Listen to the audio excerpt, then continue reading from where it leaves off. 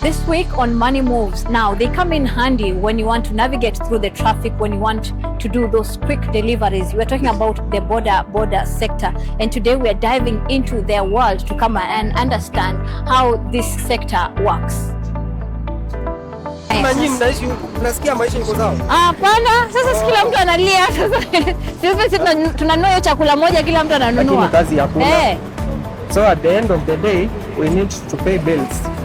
Ndio nikaingia kwa hii biashara ya wakati sisi tunajaribu kuongeza hiyo bei to match ile ya wanauza fuel customer ambapo hapo nyuma tulikuwa tunapata mafuta na shilingi 140 ikapanda kidogo, lakini mahali imefika ni kama haituruhusu tufanye hii kazi. Ukimwelezea bei kidogo anakupea changamoto saa kwake. Yeye hajaongezewa chochote, ila tu yeye ukimwambia ongezea hata shilingi 10, hata wewe mwenyewe unaona yenyewe huyu mwananchi amefinyika. Hajaongezewa. Changamoto zimekuwa nyingi sana kwa hii sekta ya bodaboda.